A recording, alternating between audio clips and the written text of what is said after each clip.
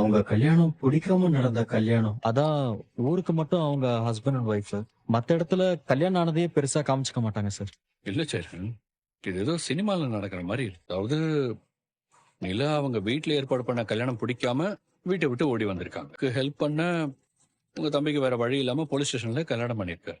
ஆமா சார். அதேதான். இப்போ 2 பேரும் டிவோர்ஸ் வரைக்கும் போயிட்டாங்க. கோர்ட்டுக்கெல்லாம் கூட 2 பேரும் போயிட்டு வந்தாங்க சார். ஹியரிங்கா? ஆமா. அதுதான். ஹியரிங்க்கு தான்னு சொன்னாங்க சார். ஆனா எங்களுக்கு நம்பிக்கை இருக்கு சார். என்னதான் அவங்க சந்தர்ப்ப சூழ்நிலையினால கல்யாணம் பண்ணியிருந்தாலும், அவங்களுக்குள்ள நல்லா புரிஞ்சுகிட்டு புருஷன் பொண்டாட்டியா சேர்ந்து சந்தோஷமா வாழ்வாங்கன்னு நாங்கெல்லாம் ரொம்ப எதிர்பார்க்கிறோம். நீங்க வேணா பாருங்க சார். அவங்க 2 பேரும் கண்டிப்பா சேர்ந்து சந்தோஷமா வாழ்வாங்க. பாருங்க. நிலா ரொம்ப நல்ல பொண்ணு சார். அப்புறம் சோழனும் நல்ல பையன் தான் சார். அவங்க 2 பேரும் சேர்ந்து வாழ ஆரம்பிச்சிட்டா அதை விட ஒரு பெரிய சந்தோஷம் எங்க குடும்பத்துக்கு என்ன இருக்க முடியும்? என்ன சார் சொல்றீங்க? ஆ? அவங்க சேர்ந்து வாழணும்ல? ஆ, குடிங்க. ஆ.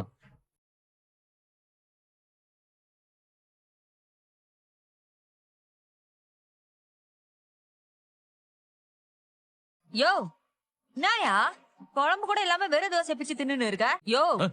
உன்னதாயா? என்ன கேட்ட? சரியா போச்சு போ. குழம்பு இல்லாம வெறும் தோசை பிச்சு தின்னுட்டு இருக்கேன்னு கேட்டேன். ஓ, சாம்பார் இல்லையா? யோ என்னாச்சு அவனுக்கு? இல்லடி, ஏதோ ஒரு ஞாபகத்துல இருந்துட்டேன். நான் ஞாபகம் உனக்கு? ஆ? சாப்பிடுற நேரம் மட்டும்தான் வீட்டுக்கு வர, அந்த நேரமும் வேலையை பத்தி யோசிச்சுன்னு இருப்பியா? நான் வேலையை பத்தி யோசிக்கலடி. அப்புறம் அந்த பாண்டி இருக்கான்ல, எந்த பாண்டி? அதாண்டி நம்ம பொண்ணு ஒரு மெக்கானிக் பின்னாடி திரியறான அந்த பையதான். அவனா? ம். அவனுக்கு என்னையா இப்போ? அவன நான் ரொம்ப மோசமானவன், நம்ம பொண்ணை வளைக்க பாக்குறான்னு நினைச்சேன். ஆனா அவன் அப்படி இல்லடி. ஒரு மாதிரி பொறுப்பா தாண்டி இருக்கா. எப்படியா சொல்ற? பின்ன உன் பொண்ணுக்கு நம்ம மேல கொஞ்சமாவது அக்கறையும் பயமும் இருக்கா? திமிரு பிடிச்ச கைதான். உன்னை அம்மாவும் மதிக்கிறது இல்ல, என்ன அப்பனாவும் மதிக்கிறது. அதனாலதான் நம்ம கிட்ட ஒரு வார்த்தை கூட சொல்லாம அவ பாட்டுக்கு பெங்களூர் கிளம்பி போயிட்டு. இத்தனைக்கும் அந்த பையன் உங்க அம்மா கிட்ட சொல்லிட்டு வந்து வேற சொல்லியிருக்கேன். அப்படி இருந்தும் இவதான் நம்ம கிட்ட சொல்லாம கிளம்பி போயிருக்கா. அந்த பயலுக்கு நம்ம மேல இருக்கிற அக்கறை கூட உன் பொண்ணுக்கு இல்லையே. அக்கறையா? அதெல்லாம் அவளுக்கு கொஞ்சம் கூட கிடையாதுயா. அப்படி இருந்திருந்தா நம்ம மேலேயே போலீஸ் கம்ப்ளைண்ட் கொடுத்திருப்பாளா? அதை தாண்டி நானும் சொல்றேன். நாம பெத்த பொண்ணு நம்மள மதிக்காம திமிரா இருக்கும்போது அந்த பையன் அதை சாக்க வச்சு நம்மள இன்னும் கேவலமா தானே நினைக்கணும். அவன் அப்படி நினைக்காம பொறுப்பா அவளை திரும்ப நம்ம வீட்டாண்டியே கொண்டு வந்து விட்டுட்டு வீட்டுல சொல்லாம வந்ததுக்கு வானதி தானே குறை சொன்னான். நம்மளாண்ட கை கூப்பி மன்னிப்பு வேற கேட்டானடி. அதுக்கு மேல நம்மளால ஒரு வார்த்தை பேச முடிஞ்சதா? அது என்னமோ உண்மைதாயா. அவ அப்படி மன்னிப்பு கேட்பான்னு நான் கூட யோசிக்கவே இல்லையா. இத்தனைக்கும் நாம போய் அங்க கத்திட்டு வேற வந்திருக்கிறோம். அப்படி இருந்தும் நம்ம நிலைமை புரிஞ்சுக்கின்னு அவன் எவ்வளவு பக்குவமா பேசினா பாத்தி. நாம பெத்தவன்தான் இருக்கே, அதுதான் இதையே சாக்கா வச்சுக்கின்னு அவன் வீட்லயே போய் உட்காரலான்னு பாத்து பாரு. அப்படி மட்டும் நடந்திருந்துச்சுன்னா நமக்கு எவ்வளவு பெரிய அவமானம் தெரியுமா? அதே நடக்க விடாம பண்ணது அந்த பையன்தாயா. அந்த பையன் மட்டும் அவளை இங்க கொண்டு வந்து விடாம அப்படியே அவளை வீட்டு கூட்டிட்டு போயிருந்தா இன்னைக்கு நம்ம நிம்மதியா உட்காந்து சோறு தின்னுட்டு இருக்க முடியுமா? அதையே தாண்டி நானும் யோசிச்சுட்டு. என்னடா சோழா? என்னடா இன்னும் பிரேக் புடுன வண்டி மாதிரி அப்படியே சுத்தினே இருக்கிற? ஒன்னும் இல்லைண்ணே. இல்லையே, நீ ஆளே இன்னைக்கு ஒன்னும் சரியில்லையே. என்ன விஷயம்டா சொல்லு. பர்சனல்ண்ணே. ஓ, பர்சனலா? என்கிட்ட சொல்ல முடியாத அளவு உனக்கு பர்சனல் இருக்குதா? அதெல்லாம் நிறைய இருக்குண்ணே. டேய் இங்க வா, இப்படி வந்து உட்காரு. என்னடா யார்கிட்ட சொல்லி பேசுறதுன்னு தெரியாம தானே இருக்கேன். டேய், அதான் நான் இருக்கிறேன்ல, என்னாண்டா சொல்ற எதா இருந்தாலும். என் மனசு ஒரு மாதிரி இருக்குண்ணே.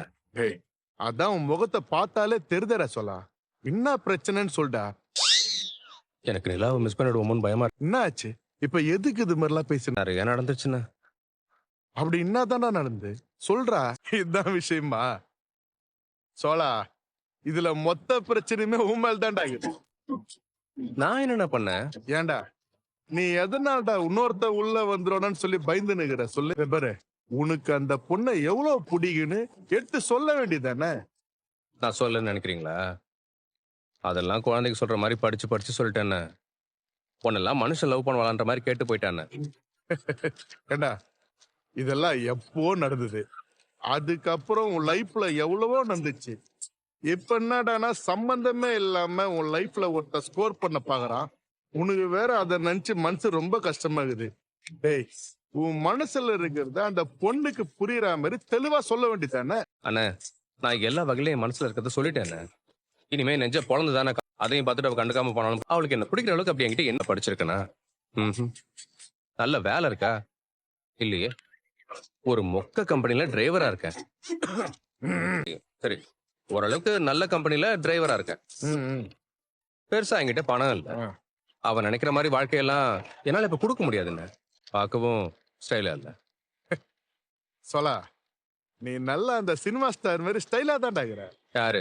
நானா? அதெல்லாம் ஒண்ணும் இல்லைண்ணே. சும்மா 4 பட்டனை கழட்டி விட்டு சட்டையை போட்டா ஸ்டைல் ஆயிடுமா? நானே இந்த ஸ்டைலுன்னு நம்பிட்டு இருக்கேன். இதெல்லாம் கூட விடுண்ணே. அவளை சந்தோஷமா வச்சு பார்த்துக்க ஒரு வீடு இருக்கா என்கிட்ட? எதுவுமே இல்லைண்ணே. ஒரு பொண்ணுக்கு பேசிக்கா கொடுக்க வேண்டிய விஷயத்தையும் நான் அவளுக்கு கொடுக்கல. அப்புறம் எப்படி அவளுக்கு என்ன பிடிக்கும்? நீ சொல்றத பார்த்தா அதுவும் கரெக்ட். அப்ப பேசாம அவளை அப்படியே விட்டுற வேண்டியது தானே? அண்ணா அண்ணா என்னடா டேய், நீ கரெக்டா தான்டா சொல்ற. உன்னாண்டதான் ஒண்ணுமே இல்ல, வெத்தா இருக்கிறன்ற. அந்த பொண்ணு நல்லா வசதியான இடத்துல ஒஸ்தியா வாழ்ந்த பொண்ணு. நீ சொல்றது எல்லாமே கரெக்ட் தான்டா. அண்ணா நான் அவளை லவ் பண்றேண்ணே. அப்படிலாம் விட முடியாது.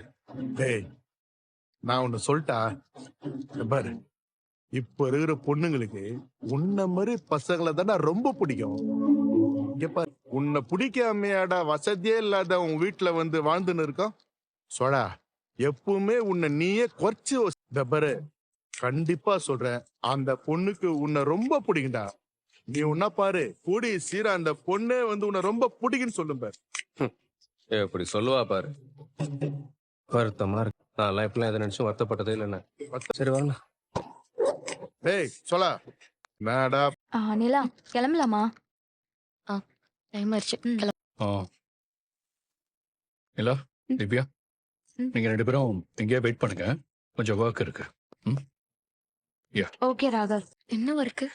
தெரியலையே, ஒருவேளை நமக்கு புதுசா ப்ராஜெக்ட் தர போறாரோ? கிளம்புற நேரத்துலயா? அதானே. சரி நிலா, வெயிட் பண்ணி நிலா, ரொம்ப லேட் ஆகுது நிலா. இதுக்கு மேல லேட்டா போனா ஹாஸ்டல்ல ஃபுட் இருக்காது. சரி இரு, நான் போய் கேட்டு வரேன். ராகவ், 2 பேருக்குமே லேட் ஆகுது. ரொம்ப லேட்டா போனா திவ்யாவோட ஹாஸ்டல்ல இஷ்யூ ஆகுமா? சரி ஓகே, அப்ப திவ்யாவை போக சொல்லிருங்க. அவங்க கிட்ட நாளைக்கு பேசிக்கிறேன். நீங்க வெயிட் பண்ணு. என்ன நிலா, என்ன சொன்னாரு? திவ்யா, உனக்கு டைம் ஆயிடுச்சுன்னா அவர் உன்னை போக சொல்றாரு. நாளைக்கு உங்ககிட்ட என்ன மட்டும் வெயிட் பண்ண சொல்லிருக்காரு. சரி நிலா, நான் கிளம்புறேன். என்ன சொல்றாருன்னு கேட்டுக்கோ, நாம நாளைக்கு டிஸ்கஸ் பண்ணிக்கலாம். ஓகே பாய் நிலா, நாளைக்கு பாய். ராகவ், ராகவ், ராகவ், ராகவ். என்ன ஒர்க்கு?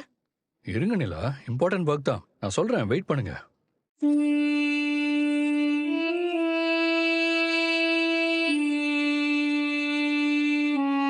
டைம் ஆகுது.